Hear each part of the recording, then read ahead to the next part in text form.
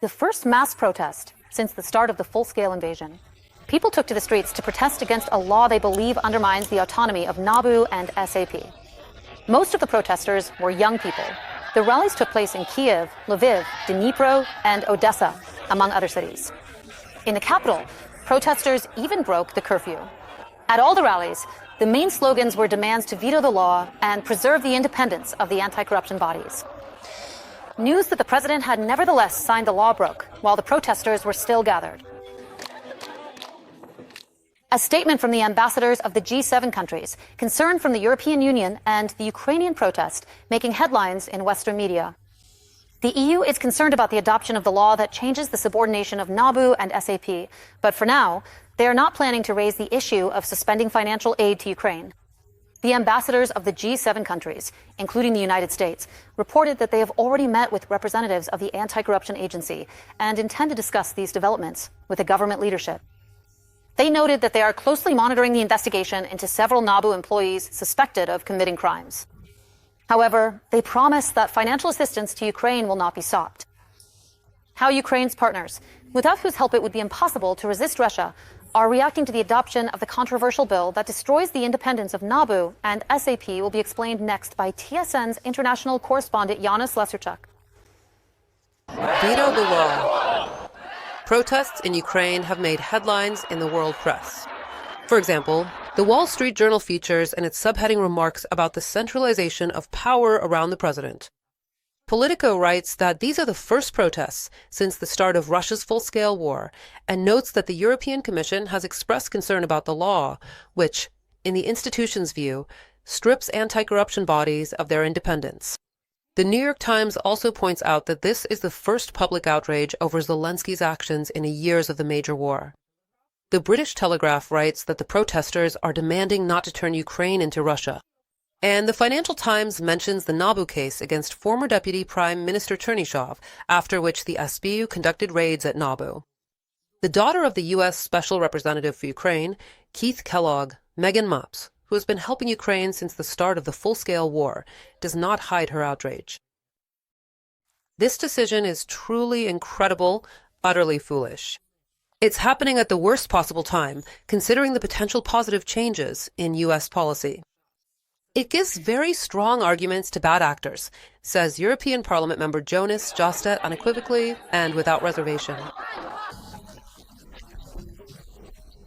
I think the second consequence, which is no less important and could be very dangerous, is that Ukraine's enemies will immediately take advantage of this.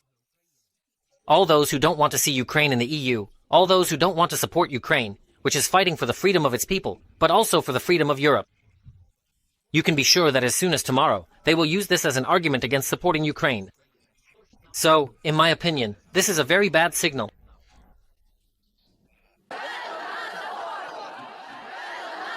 Even before outraged members of the public gather in city centers, the European Commissioner for Enlargement, Marta Kos, has already expressed serious concern about the threat to the independence of anti-corruption bodies.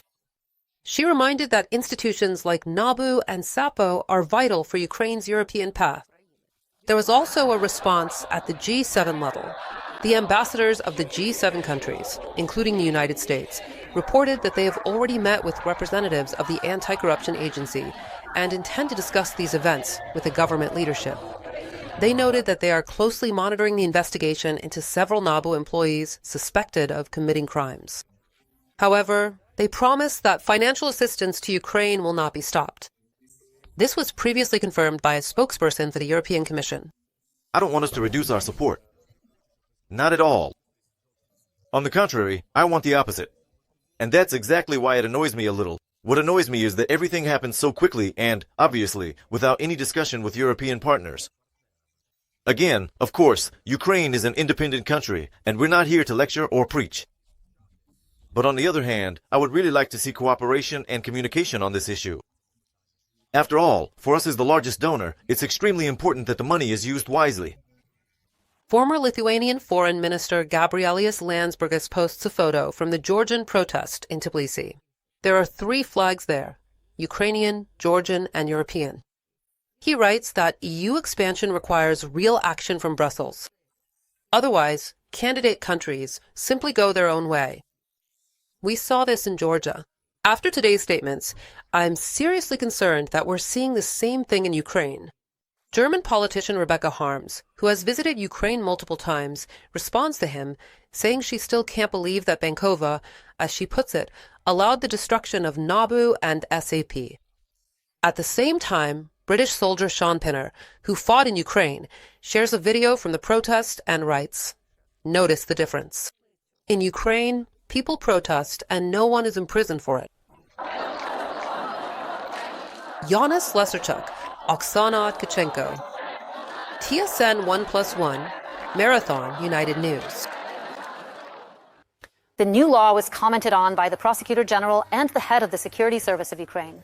Ruslin Kravchenko emphasizes the Special Anti-Corruption Prosecutor's Office was already a department within the Prosecutor General's Office. The new changes stipulate that the Prosecutor General's Office and the Special Anti-Corruption Prosecutor's Office will become a single system, but they will handle different cases, and each will have their own proceedings. Meanwhile, the head of the Security Service of Ukraine, Vasyl Maliuk, expressed the opinion that SAP prosecutors will not allow themselves to be pressured and that any new powers will mean additional responsibility for the Prosecutor General. According to the law of Ukraine on the Prosecutor's Office, SAP remains as it was. It has the status of a department, and that hasn't changed. And we will be one family. They will work on their own criminal cases, and we will work on ours. And together, we will help each other. These are questions for the MPs, and it's better to ask them directly. That would be the right and logical thing to do. They can provide some details. But as far as I understand, and I can answer this question, it's simply a return to the Constitution. Neither the SAPO nor NABU have been dissolved. They continue to exist and continue to work effectively. Volodymyr Zelensky signed a bill that changes the subordination of the National Anti-Corruption Bureau and the Specialized Anti-Corruption Prosecutor's Office. Late at night, Zelensky announced that he had met with the heads of NABU, SAPO, the Security Service of Ukraine, and the Prosecutor General. The president named the search for justice and the cleansing of anti-corruption institutions from Russian influence as the main goal of the legislative changes. The anti-corruption infrastructure will only work without Russian influence. Everything needs to be cleansed of this. And there must be more justice. Of course, NABU and SAPO will continue to operate. And it's important that the Prosecutor General is determined to ensure that, in Ukraine, the inevitability of punishment is truly enforced for those who break the law. And this is exactly what Ukraine really needs. And in fact, how the parliament voted for this law. 263 voted for, 13 against, the same number abstained, and another 35 did not participate. Of those who voted for, 185 were from Servant of the People, 15 deputies from China, and 18 from the For Life and Peace platform. But the results from the opposition were unexpected. 3 MPs from European Solidarity and 1 from Holos. These are Nina Yuzanina, Serhiy Alexeyev, Tamila Tashiva, and Mustafa Dzemilev. There were also some among Servant of the People who spoke out against it. These were Anna Bodnar, Roman Khrushchuk, and Dmytro Hurin. And out of those 35 who did not vote, 8 members of parliament had a valid reason for it. At the time of the vote, they were blocking the parliamentary podium. Meanwhile, the 6th president of Ukraine, Petro Poroshenko, who is also currently an MP, was among the 12 who abstained during the vote. The adoption of this law sparked discontent, and protests took place in several cities. These were the first mass gatherings since the start of the full-scale invasion. People took to the streets, protesting against the law, which they believe undermines the autonomy of NABU and SAPO. The rallies took place in particular in Kiev, Lviv, Dnipro, and Odessa. In the capital, protesters even broke the curfew. A report from TSN correspondents. Kiev residents start gathering closer to 8 in the evening. The crowd is mostly made up of young people. On the square near what is now the most popular theater in Ukraine, the Franco Theater, there are currently no theatrical props at all. Today, people have come here with political demands for the authorities. The atmosphere is upbeat. People are smiling, making homemade posters right on the road, and competing in creativity. I was outraged by the bill that proposes giving the prosecutor general control over NABU and SAP, and that makes me feel a certain anxiety. Of course, there may be questions about the work of both NABU and SAP, but that shouldn't be a reason to transfer them under the authority of the Prosecutor General's office. Among the participants in the rallies are military personnel, including Alexander Turin, a veteran of the Russian-Ukrainian war. It's important not to stay silent right now, because our people are the power. I think we just need to shout about everything, and that's why I'm here.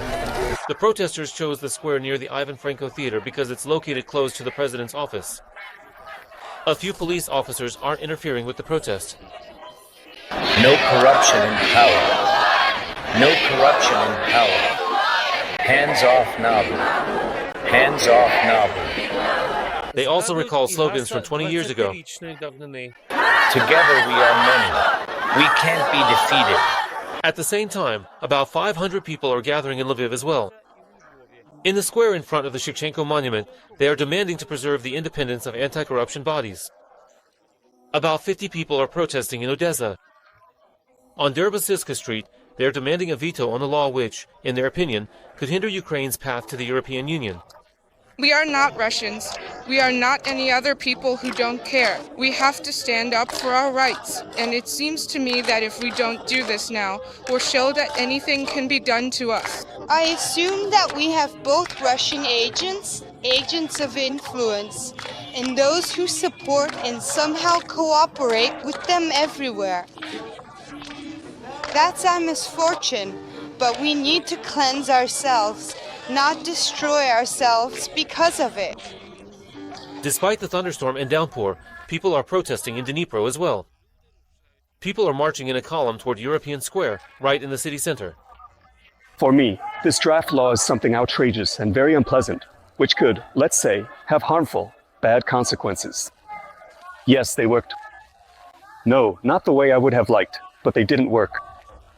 Meanwhile, in Kiev, the protesters are holding out hope until the very end that the president will still veto it. That didn't happen. Dmytro Ferdak, Anastasia Naverna, Marichka Kuzik, and Alina Chernyayeva, TSN, 1+1, Marathon, United News.